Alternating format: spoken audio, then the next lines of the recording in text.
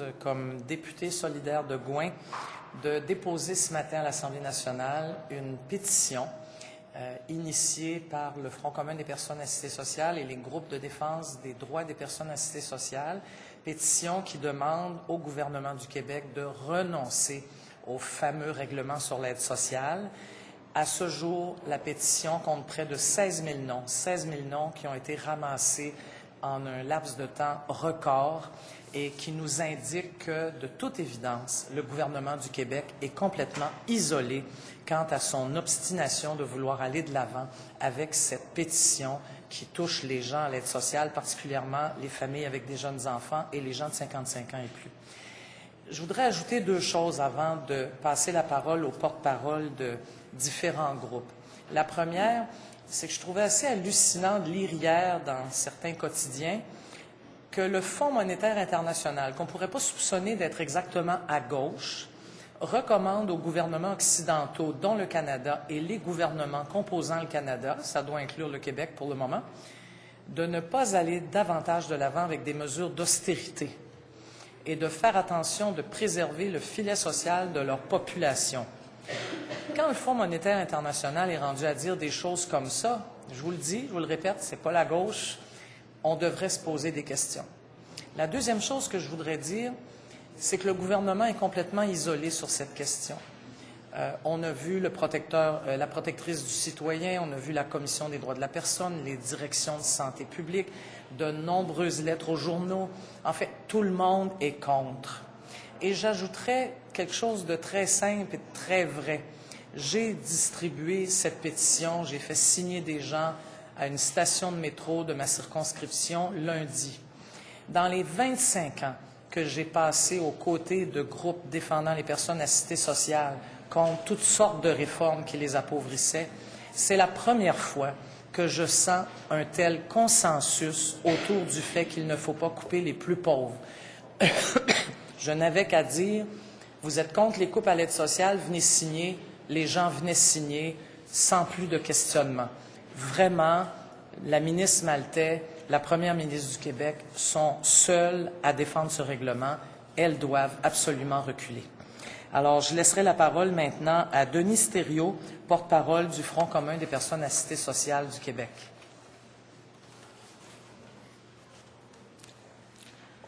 Bonjour à vous tous. Moi, je suis ici au sujet des jeunes de 55 ans à 58 ans où est-ce qu'il va y avoir des coupures.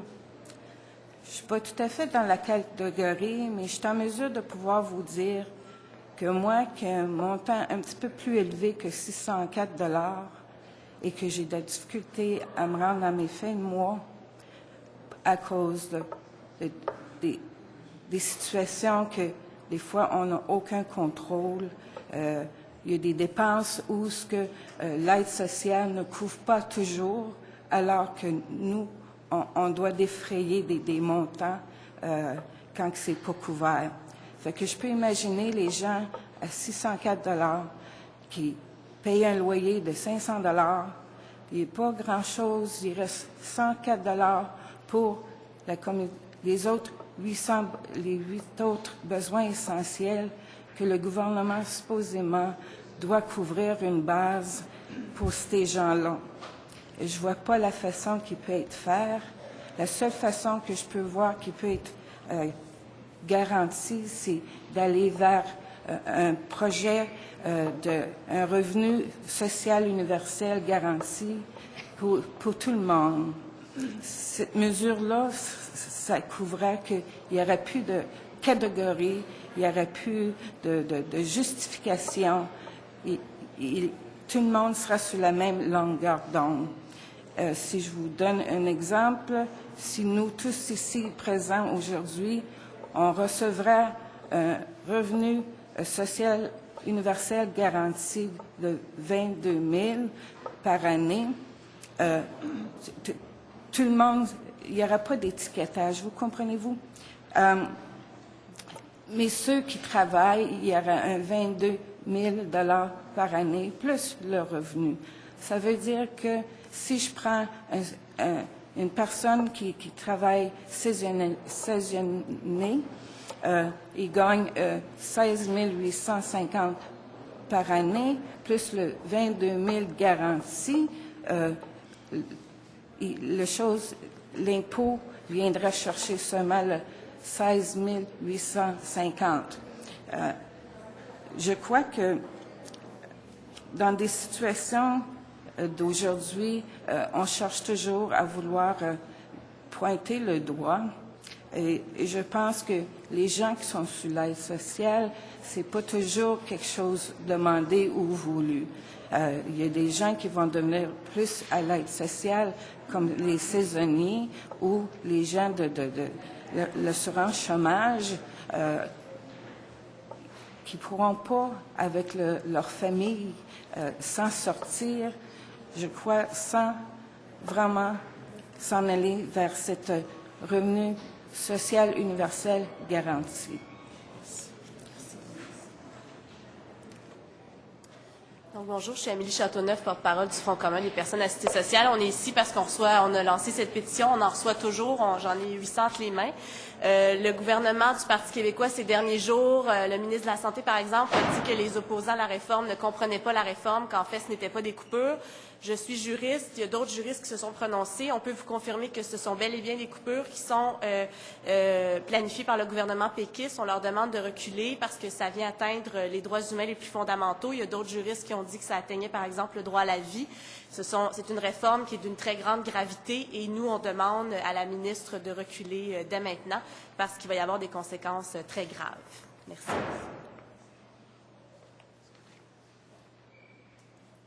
Bonjour, Vincent Marcoux, directeur général de l'Association des centres de traitement des dépendances du Québec. Je vais vous parler particulièrement des balises de temps pour la toxicomanie et l'alcoolisme. L'Association des centres de traitement des dépendances du Québec, on n'est pas contre la vertu. C'est-à-dire que nous aussi, on ne veut pas qu'il y ait des personnes qui abusent du système. Nous aussi, on est pour des bonnes balises pour gérer la gestion des données publiques.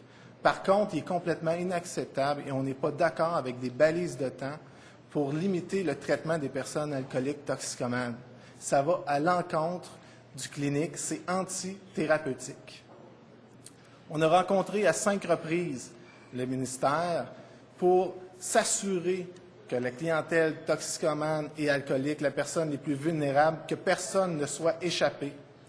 Malheureusement, avec la dernière proposition du ministère annoncée mardi dernier au point de presse, reste inacceptable et insuffisant.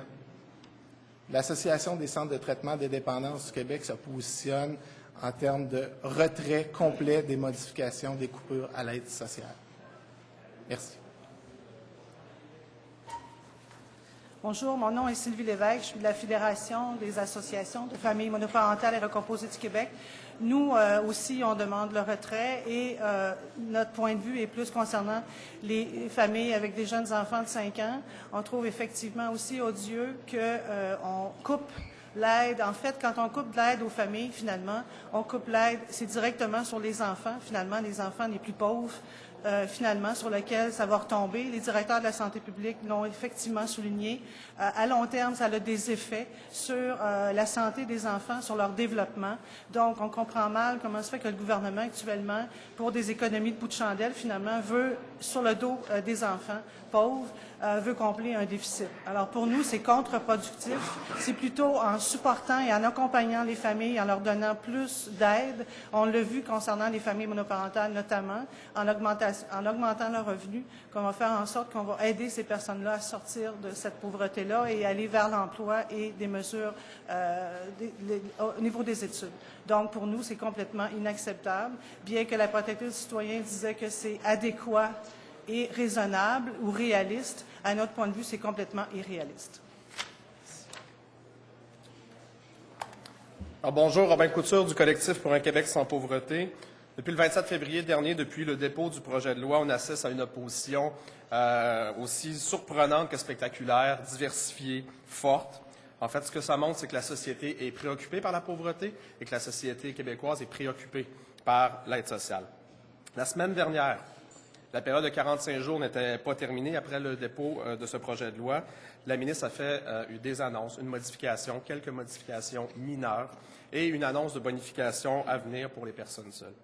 À ce moment-là, la réponse elle a été très claire. Cette bonification pour les personnes seules, elle est la bienvenue, mais en aucun cas, elle ne peut rendre acceptable le projet de règlement, de modification au règlement à l'aide sociale qui est sur la table présentement. Depuis, on vient d'en parler, les directeurs de santé publique de toutes les régions du Québec sont sortis, ont déposé un mémoire commun demandant le retrait également de ce projet de loi-là. Et il y a également la fin de cette période de 45 jours de consultation. Aujourd'hui, avec aussi le dépôt de la pétition, c'est 16 000 voix de plus qui s'ajoutent aux voix qui disent déjà à la ministre Maltais de retirer son projet. Qu'est-ce qu'on a répondu la semaine passée au directeur de santé publique, le Dr Hébert, le ministre de la Santé, et Mme Maltais ont dit qu'ils ne comprenaient pas. Ça fait beaucoup de gens depuis quelques semaines au Québec qui ne comprennent pas. Toutes les personnes qu'on a entendues, toutes les organisations qu'on a entendues, les institutions publiques renommées qui sont sorties, tous ces gens-là ne comprennent pas. Ça commence à faire beaucoup de gens qui ne comprennent pas. En fait, il y a une chose, et c'est la même chose pour toutes ces personnes, toutes ces organisations, toutes ces institutions, qui a été très, très bien comprise. Il est certain qu'avec ce projet de loi-là, il y a des personnes qui vont être appauvries au Québec, et surtout des personnes parmi les plus pauvres. On parle de familles, on parle de personnes de 55 ans et plus, et on parle de personnes aux prises avec des problèmes de dépendance. Et on dit aujourd'hui à la ministre, c'est ça qui ne passe pas. C'est ça qui ne passe pas à travers l'ensemble de la société québécoise. Donc, si la ministre est vraiment à l'écoute, comme elle le prétend, si elle est vraiment à l'écoute depuis le 27, depuis cette période de consultation, la seule chose qu'elle a pu entendre, c'est ça. Ça ne passe pas. Maintenant, la ministre se base beaucoup sur, justement, cet article de la presse. La protectrice du citoyen n'a même pas parlé du volet des familles. Elle a dit dans une entrevue au Devoir que c'était réaliste et adéquat. Et c'est à peu près la seule chose qui reste à la ministre Maltais présentement. Aujourd'hui, ce qu'on veut dire à la ministre, c'est la mettre au défi, en fait. La ministre, aujourd'hui, elle a tout le fardeau de la preuve. Ce n'est plus les personnes en situation de pauvreté, ce n'est plus les organisations qui les représentent qui ont ce fardeau-là, c'est bel et bien la ministre. C'est elle qui a l'obligation, maintenant, en publiant, en rendant public les avis, les commentaires qu'elle a eus lors de cette consultation-là, de faire la preuve que les faits sur lesquels elle se base pour garder cet entêtement et garder cette position. C'est à elle de faire la preuve qu'elle a raison et que, à peu près l'ensemble du Québec, à peu près toutes les organisations syndicales, sociales, à peu près toutes les institutions publiques sont dans l'erreur. Donc, aujourd'hui, le Collectif pour un Québec sans pauvreté demande officiellement à la ministre Agnès Maltais de rendre public les avis, les commentaires, les mémoires qu'elle a reçus dans le cadre de cette consultation-là, pour que l'ensemble du Québec ait l'heure juste. Et on est certain de notre côté, parce qu'on a entendu ce qui s'est dit dans les dernières semaines, que la ministre est dans l'erreur. Merci. Alors, tout ce qui me reste à ajouter en conclusion, parce que je trouve que Robin vient de faire une très belle conclusion, c'est vraiment de m'adresser au gouvernement du Québec pour qu'il recule. Il y a des reculs qui ne sont pas honteux. Il y a des reculs qui sont nécessaires. Et celui-ci l'est. Je ne sais combien de fois il faudra répéter à la ministre que nous avons très bien compris ses intentions. Nous avons compris qu'elle pense que l'emploi est une bonne et la meilleure avenue pour sortir de la pauvreté. C'est un objectif que nous partageons. Qu'elle commence par le faire, qu'elle commence par mettre en place des mesures, par s'assurer que les gens peuvent effectivement avoir accès à un emploi décent, payé de façon raisonnable. Et là, on rediscutera, si besoin est, de coupure d'une allocation temporaire. Qu'elle commence par faire la preuve de ce qu'elle avance, plutôt que de dire effectivement que personne n'a compris. Alors, sur ce, je vous invite à nous poser des questions. Et les porte-paroles sont prêts à vous répondre, bien entendu. La télé ou la presse écrite avant? Jean-Luc? J'ai juste une question, Madame David.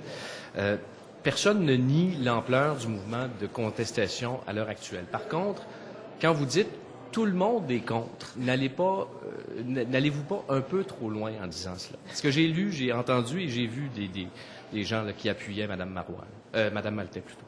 Eh bien, il y en a certainement. Là. Quand je dis tout le monde, disons que, je vous le répète, là, dans mes 25 ans d'action, d'activité de lutte autour de la question de l'aide sociale, je n'ai jamais quand même senti un consensus aussi fort de la part non seulement d'associations dont c'est prévisible, mais d'organismes publics. Et moi, je dirais des citoyennes et des citoyens, je n'ai jamais senti de consensus. Je ne vous dis pas qu'il y a unanimité, ça, c'est jamais possible. Mais il n'y a pas de consensus dans le sens de Mme Marois. S'il y a un consensus, c'est bien plus pour dire, écoutez, là, c'est bien beau l'équilibre budgétaire, mais le faire sur le dos des plus pauvres, ça se peut pas. Écoutez, je vous le dis, là, à la station de métro où j'étais, je ne suis pas dans un comté d'extraterrestres, c'était des monsieur, madame, tout le monde, de tous âges, de toutes conditions avec qui je parlais. Je n'avais qu'à dire, pas plus, là, coupe à l'aide sociale, les gens venaient signer. Il y a une espèce d'instinct, de mouvement, de révolte contre cette idée qu'il faille appauvrir les plus pauvres. C'est aussi simple que ça. Très rapidement, juste vous demander, Jessica Nadeau, Le Devoir, Vous parlez dans le micro, oui. très rapidement, qu'est-ce que ça change concrètement une pétition? Il y en a plein des pétitions qui sont déposées à l'Assemblée nationale. Qu'est-ce que vous espérez de cette pétition? Bien, écoutez, quand en l'espace d'à peu près 5 semaines, on est capable de ramasser 16 000 noms, si on avait continué plus longtemps, je suis certaine que ça aurait été le double très facilement. Je pense que c'est un signal de plus. C'est la multiplication des signaux allant des prises de position des groupes, en passant par celles d'organismes théoriquement neutres, là, qui ne défendent pas d'intérêt particulier, tous les organismes publics qu'on a entendus, en passant aussi par cette pétition, et je suis certaine que les mouvements sociaux vont continuer d'élaborer des stratégies. C'est l'addition de tout ça qui fait qu'à un moment donné, si un gouvernement ne veut pas vraiment se retrouver complètement isolé et désespérer davantage bien des gens qu'il ne le fait actuellement par des actions, en tout cas, je ne veux pas faire trop de politique partisane ici, je suis en compagnie de groupes communautaires et bon, je pense qu'on va rester sur l'aide sociale, mais disons qu'il se passe des choses étonnantes au Québec. Bref, ce gouvernement doit agir en faveur des plus pauvres. Je le répète, qu'il mette sur pied les mesures, qu'il y aille, on va être content, mais qu'il nous fasse la preuve que ça fonctionne avant de parler de coupure. Est-ce que vous avez l'impression de prêcher dans le désert? Parce que la ministre a dit que vous ne comprenez pas. C'est son discours. Je suis obligée de répondre aussi bien à Mme Maltais qu'à Mme Marois, qui est certainement d'accord avec sa ministre, que l'incompréhension n'est pas de notre côté. Quand il y a tous ces organismes, on les a mentionnés, qui viennent dire les uns après les autres, sous toutes sortes d'angles différents, y compris en passant le Conseil du statut de la femme, qu'on n'a pas mentionné. Quand tous ces organismes, conseils, viennent dire « vous vous trompez », ça serait étonnant que la ministre ait raison seule devant tout le monde. Là, pour solutionner l'imbroglio, pour le fait les gens qui abusent du système parce qu'il y en a et les gens qui profitent du système, on règle ça comment? Ça serait tellement simple. Dès le 1er juin, parce qu'on va lui laisser un mois, elle met en place les mesures qu'elle dit vouloir mettre en place. Dès le 1er juin, elle coupe personne. Elle met en place des mesures d'insertion. Elle le fait pour les personnes qui approchent le 55 ans. Elle le fait pour les familles qui ont de jeunes enfants. Là-dessus, elle s'est donnée jusqu'au 30 septembre. Elle le fait. Au 30 septembre, tiens, elle pourrait nous faire rapport. Combien de gens elle a réussi vraiment à intégrer dans des mesures? Parce qu'il faut que les mesures existent en passant. Hein? Bon. Alors, combien de gens elle a réussi à intégrer? Combien n'ont pas pu s'intégrer à ces mesures? Et on refera le débat. On est prêt à débattre tout le temps. Il n'y a pas de problème. Mais qu'elle commence par faire la preuve de ce qu'elle avance. En fait, on est obligé de dire à Mme Maltais qu'on ne croit pas à la faisabilité de ce qu'elle avance dans un si court laps de temps. C'est ce qu'on lui répète depuis des mois. Alors, qu'elle en fasse la preuve.